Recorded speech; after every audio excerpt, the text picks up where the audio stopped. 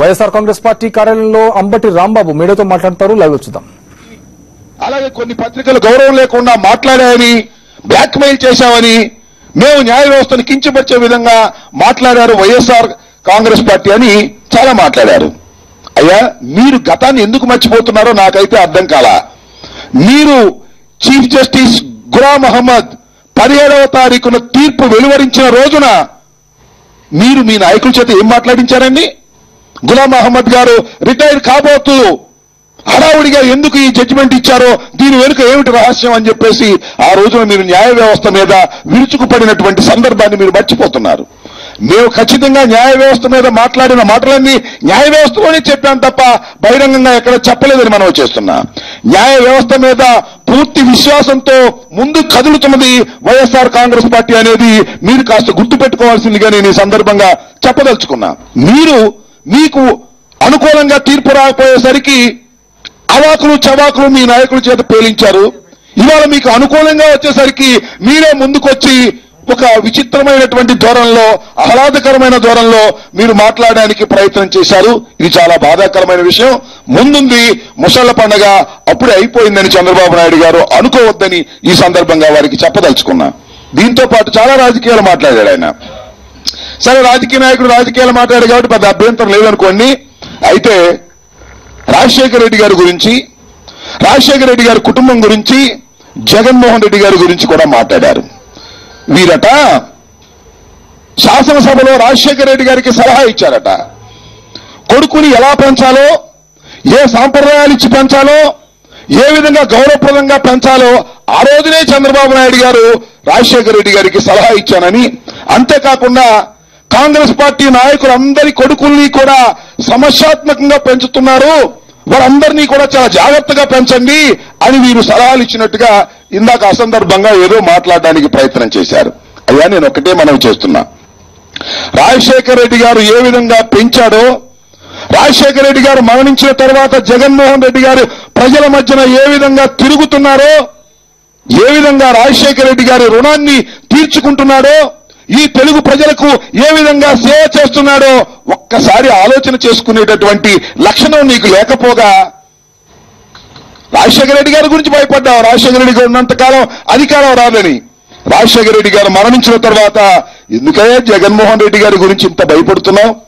నువ్వు ఇంతగా జగన్మోహన్ రెడ్డి గారి గురించి భయపడుతున్నావంటే రాజశేఖర రెడ్డి గారి నిజంగా ఆయన జీవితం ధన్యమైందని మనం చేస్తున్నా. రాజశేఖర రెడ్డి గారు జగన్మోహన్ రెడ్డిని ఎంతో ప్రేమాభిమానాలతో, సాంప్రదాయాలతో పెంచబట్టే ఇవాళ ఆయన రుణం తీర్చుకోవడానికి ఆయన కోసం మరణించినటువంటి వారి దగ్గరకు వెళ్లి పలకరించి ఆయన రుణం తీర్చుకుంటున్నాడు.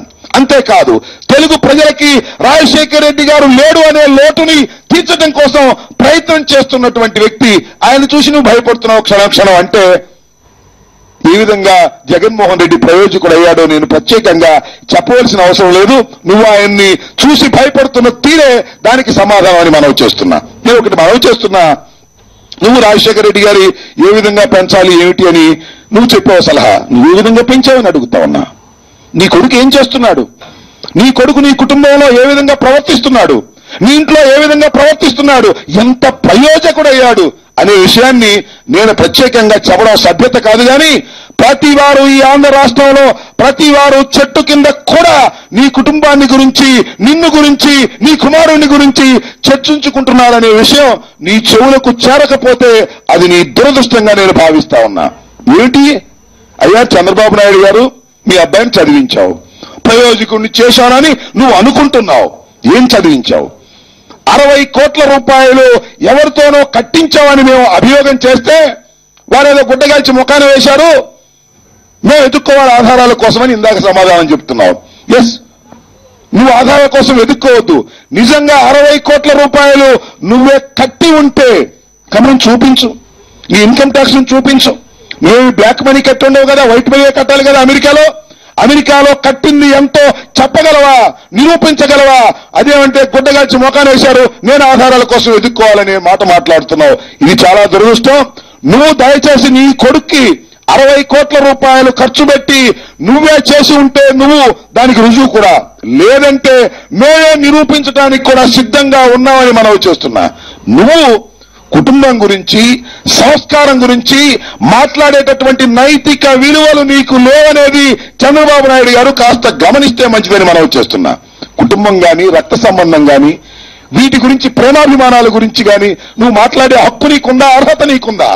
నువ్వు కుటుంబాలను చిందర వందర చేసినటువంటి వ్యక్తివి. అధికారం కోసం సరే చెప్పిందే చెప్పాలంటే నాకు ఇసుగ్గా ఉంది. ఎందుకంటే మామను నువ్వు వెన్నుపోటుతో పొడిచి ఆయన మౌనానికి కారకులు అయ్యావని, లేదు నీ బావమరిది, నీ తోడల్లుణ్ణి, చివరికి తమ్ముణ్ణి, రక్తబంధం ఉన్నటువంటి తమ్ముణ్ణి కూడా మోసం చేసి రాజకీయాల్లో క్షణక్షణం ఎదగాలనే తాపత్రయం తప్ప కుటుంబం గాని, పెంపకం గాని, సాంప్రదాయం గురించి గాని నీ దగ్గర నేర్చుకోవాల్సినటువంటి పరిస్థితి రాజశేఖర రెడ్డి కుటుంబానికే కాదు, తెలుగు రాష్ట్రంలో ఏ ఒక్క కుటుంబానికి లేదనే వాస్తవాన్ని నువ్వు గమనించాలని నేను ఈ సందర్భంగా చెప్పదలుచుకున్నా. అంతేకాదు, మాట్లాడుతూ ఉన్నావు నువ్వు. నా మీద 35 కేసులు వేశారు, 4 జ్యుడిషియల్ ఎంక్వైరీలు వేశారు, 11 సభా సంఘాలు వేశారు. నా మీద వేసినన్ని సభా సంఘాలు గాని, ఎంక్వైరీలు గాని ఈ రాష్ట్రంలో, ఈ దేశంలో ఎవరి మీద వేయలేదు. నా ఒక్క రాజకీయ నాయకుడి మీద వేశారంటున్నావు. అదే గొప్ప అనుకుంటున్నావా? తెలుగుదేశం పార్టీపై అంబటి రాంబాబు తీవ్ర స్థాయిలో ధ్వజమెత్తారు. కుటుంబం గురించి, సంస్కారం గురించి, ప్రేమాభిమానాల గురించి మాట్లాడే అర్హత బాబుకు లేదని అంబటి రాంబాబు చెప్పారు. అదేవిధంగా వైఎస్ఆర్ కాంగ్రెస్ పార్టీ న్యాయ వ్యవస్థను కించపరచడం లేదని కూడా ఆయన స్పష్టం చేశారు.